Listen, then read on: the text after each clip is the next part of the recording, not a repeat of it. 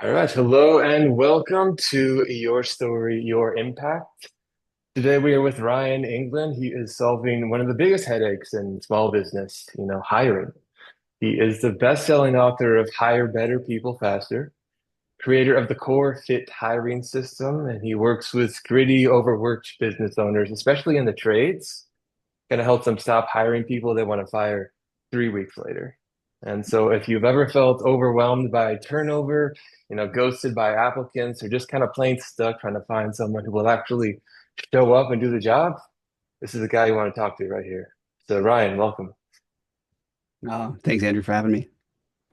Yeah, so I guess for people out there that might not know, if you want to give like a brief intro about, who you are, how you got started, your experience, all that. Yeah. So I grew up around the trades in a blue collar family. My dad was owner operator. And I remember after schools and on the weekends, I was down at the shop with him and I Mm-hmm. was doing that. And I thought that's what families did, right? Mm-hmm. As I got older, I found out my dad really struggled with surrounding himself or building a team of people he could trust. That was Right. the biggest challenge. Like he could find Mm-hmm. people, but the turnover was there. I mean, this was back Mm-hmm. in the 80s. Ghosting was an issue. Like, I mean, all these Yeah. things that we think are modern issues were issues then.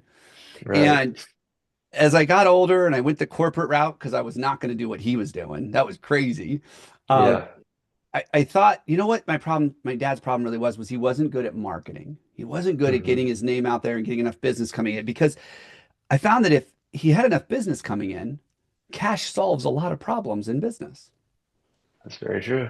So I started a marketing company and I was serving the trades and helping them bring in more customers. A couple years in, I started getting these phone calls, clients canceling. And when I Mm. asked them why they were canceling, it was because they didn't need more business. They needed more techs.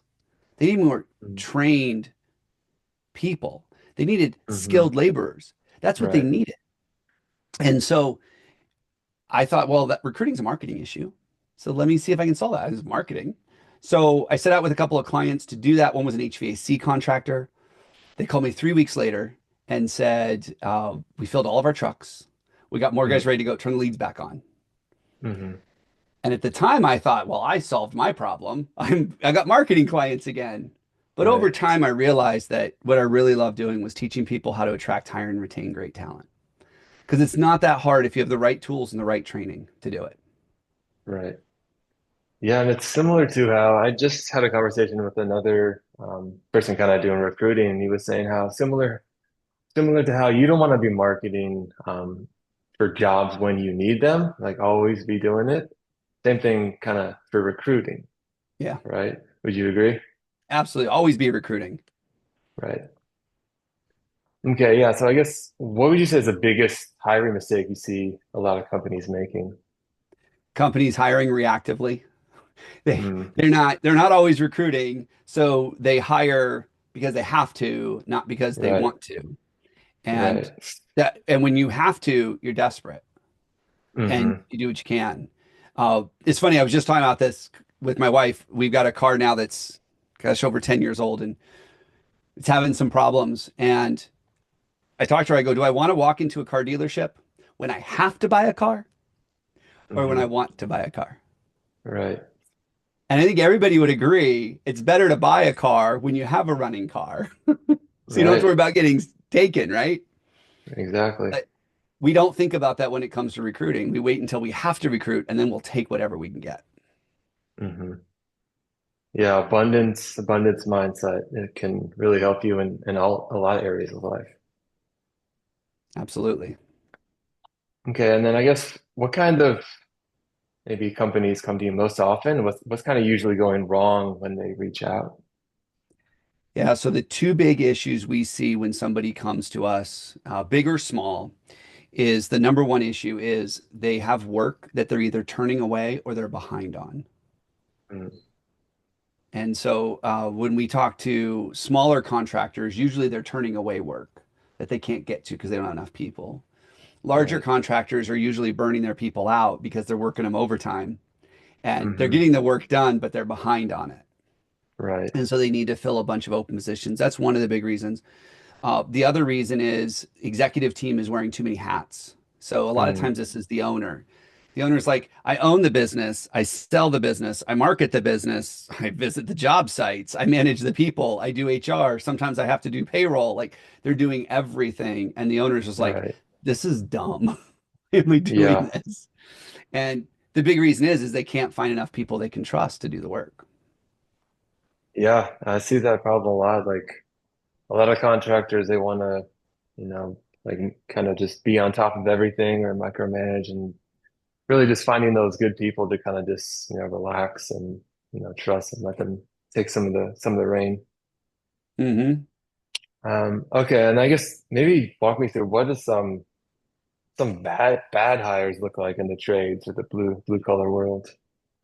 Well, I said before, I think that one of the biggest issues with hiring is we hire because we're desperate, out of Right. desperation, and we take what Right. we can get. Hmm. And we believe it's so weird, it's ironic. We don't trust people unless they're in an interview with us and they tell me that they've run job sites for the last 5 years, and then I believe them. Hmm. So we trust them when they tell us that they can do the job, but once they're on the job, we don't trust them anymore. And I think a bad hire usually is that person who tells you everything you want to hear, Hmm. and then they start fighting you on things. And I'm sure a lot of people have seen this. But because we are so short-staffed, we typically end up taking the good and the bad together, saying, well, I'd rather have that person here, even though they're very disruptive or driving me crazy. I'd rather have them here because at least something's getting done than not having them Hmm. here at all. Right. And when we do that, not only does it hurt our company's culture, hurts morale on the team, it affects communication, it could potentially affect our reputation in the marketplace. Like there's so many Hmm. things that can go wrong when you hire that bad person and you hold on to them too long. I've never Yeah. met an owner say, gee, I fired that person too soon. Never heard them say that. Yeah. It's always the opposite. And so when you're interviewing somebody, spend time validating what it is that they Hmm. say, what it is that Hmm. they're telling you. Because they might be able to say that they've been a master carpenter for 15 years and they're awesome at it. And you find out that they whittled wood on the weekends, with their grandpa. Right. Like it's a Yeah. big difference. Yeah. There's really only so much an interview, can do. You got to really take them out to the field and see firsthand how they're doing.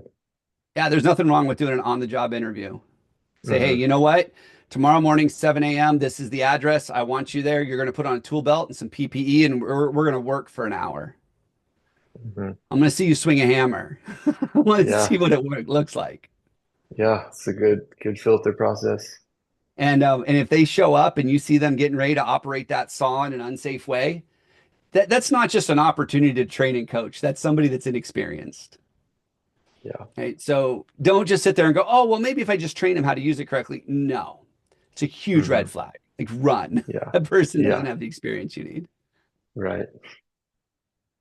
Okay. So suppose the contractor comes to you and they say, you know, like everything you're doing is all well and good, but they're just, no one wants to work anymore. There's no skilled labor out there. Mm. What might you say to that?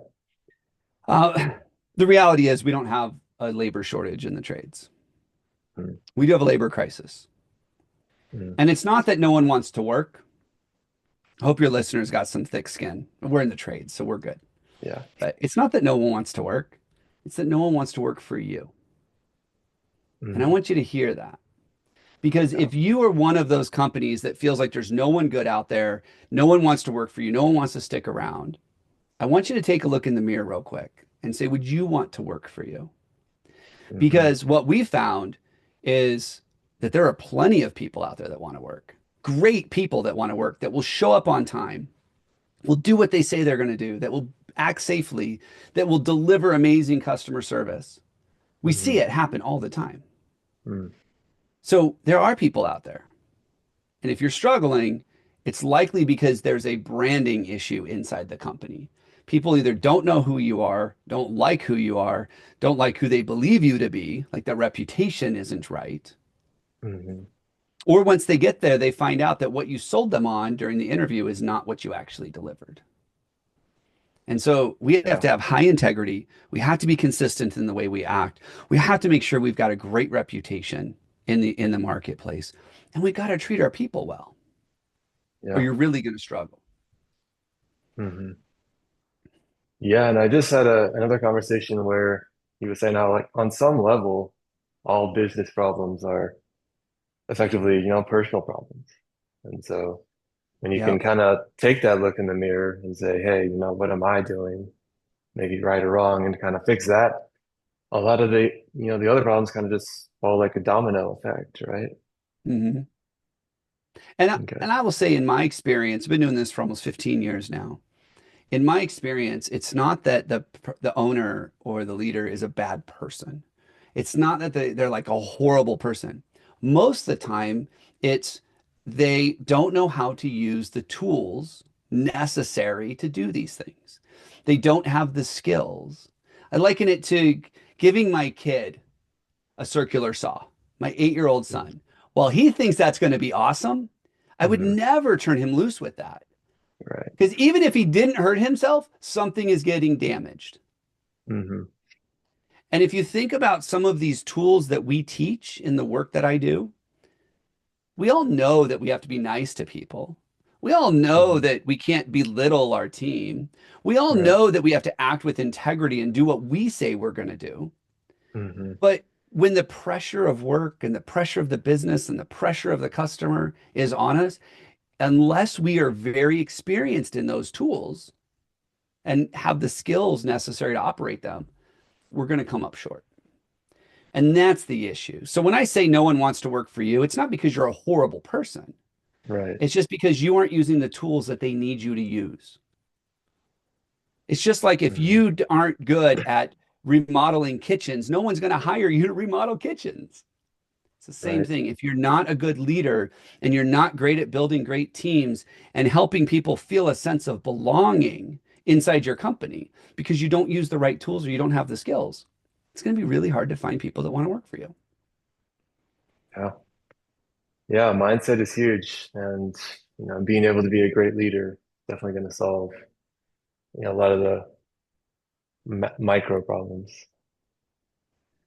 But okay, so I guess what parts of the core fit system work, maybe even when the business owner is, really busy or understaffed?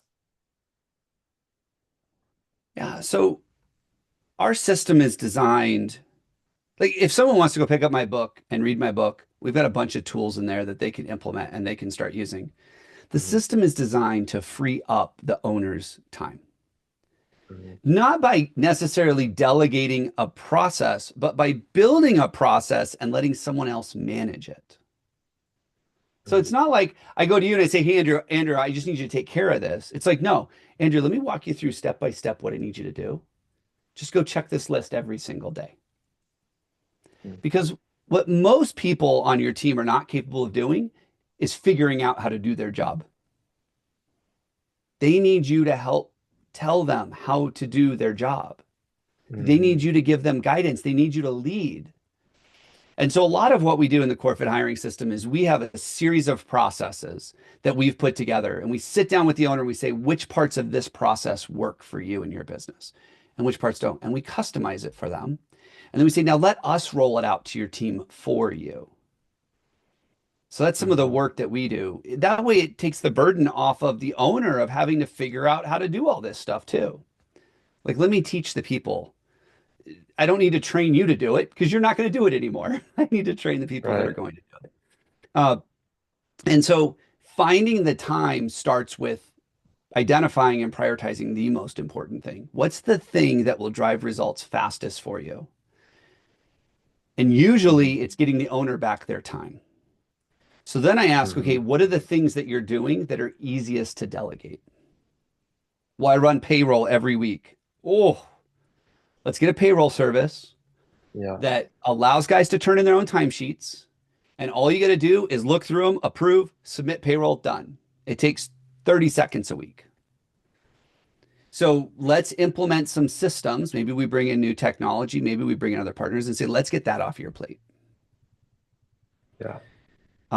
shift scheduling, like scheduling people with calling in and who's going to team up and which contractor needs to be where, when, like that's a lot of work. Well, there are software Hmm. tools that allow you to almost automate that process, but you got to take Yeah. the time to set it up.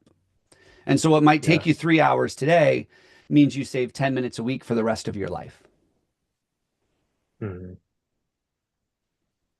Yeah. Kind of being able to take some of that workload off your shoulders and kind of outsource, having the right tools or automations in place. Um, do you have any like specific tools or automations that have helped your clients the most? We use one called an applicant tracking system, Mhm. and that is by far when it comes to recruiting, by far the best tool that is out there for uh, for recruiting, for screening, for interviewing. Mm-hmm. And the reason it's so great is you post your job in one place, it sends it to all the job boards, so you don't have to manage Indeed separately or anything like that anymore. And then when a candidate comes in, the system can actually assess their resume, assess their application, and grade them and say, hey, I think you're going to like this person, or I don't think you're going to like this person. And it's accurate like 90% of the time. Like the Mm-hmm. recruiter agrees.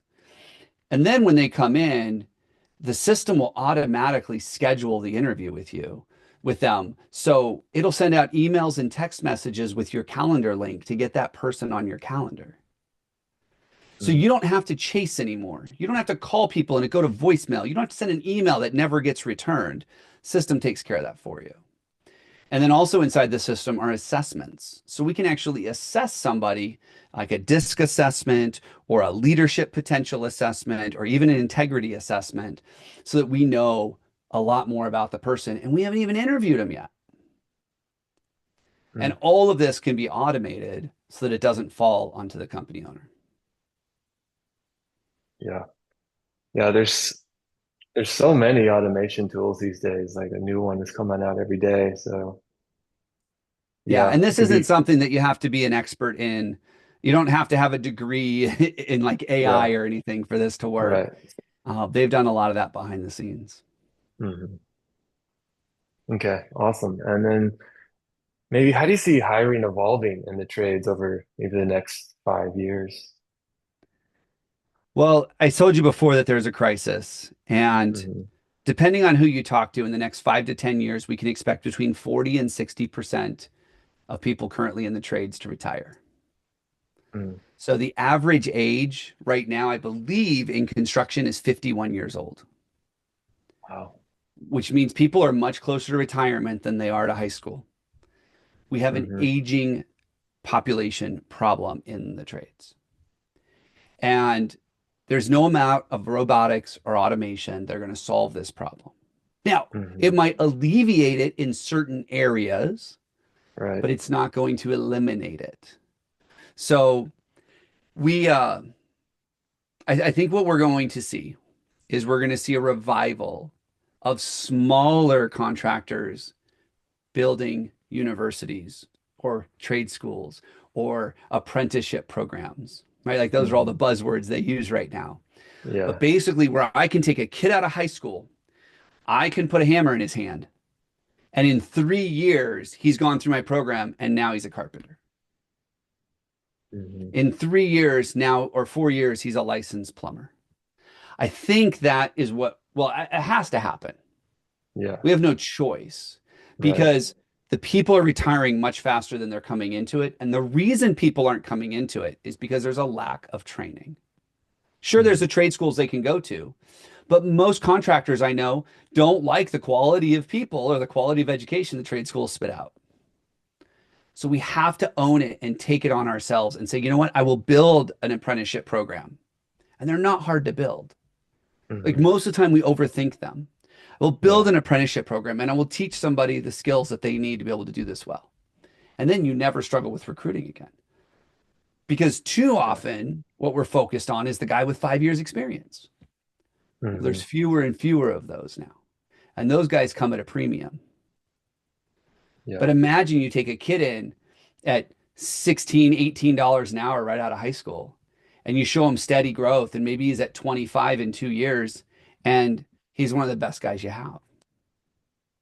Hmm. Yeah. Yeah. I was actually just speaking to a contractor and he said he kind of got a guy that just came out of a school and saw him on the job. And I was like, whoa, the kind of didn't really know what he's doing. So yeah, the quality of education is definitely a very important thing. And you Mm, know, building that and having the right, for the future it's definitely going to alleviate a lot of that. yeah. Okay. And then I guess what's the most meaningful transformation you've seen a client have once they've kind of finally hired that right team? We actually have a remodeling contractor out of Kansas City.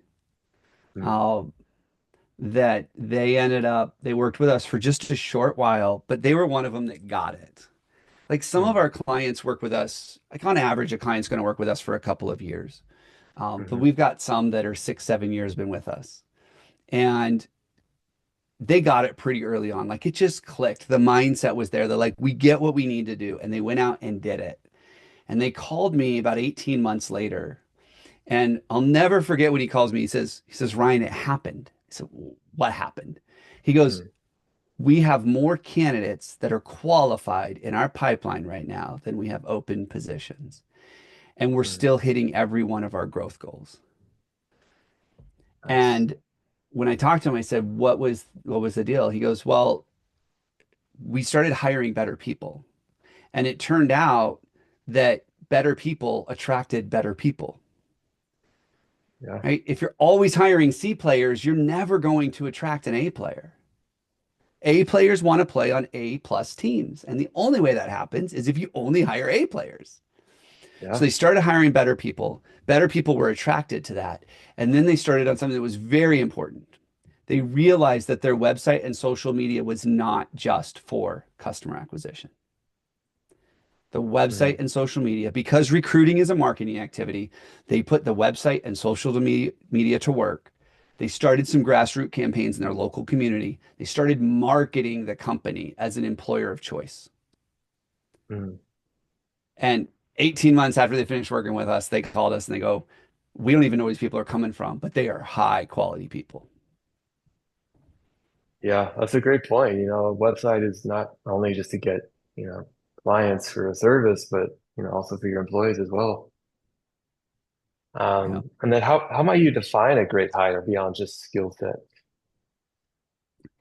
Uh, we spend a lot of time talking about the core of the company. That's the name of the company, Core Matters. Right? That's the Mm, stuff that's most important. Some people call it culture, and culture is part of that. There's an element of culture.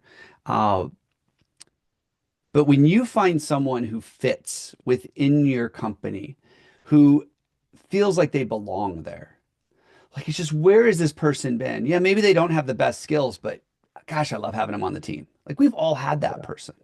yeah, And when we enjoy having them on the team and they enjoy being on the team, it's so much easier to train them. It's so much easier to invest in them. hmm And so to me, a good hire is the one that fits and aligns with your company's culture, why you do what you do, where you're going as a company. Like they're excited to be on the bus. They're excited about the destination that you've set out for them. And they behave in a way that aligns with the way you expect them to behave. And hmm when you have those things, you create this sense of belonging. That's an amazing hire. Because I can put a wrench in their hands and teach them how to turn a wrench. I can teach them how to swing a hammer. I can hmm teach them safety. But what I can't do is teach them how to fit. Right. Yeah, it's really good for morale too for the team when you have Oh, someone yeah, that's just fun to be around. absolutely. All right, cool. So then I guess last question I always like to ask people, if you could theoretically just wave a magic wand, fix one thing about the construction industry, contracting industry, what might that be?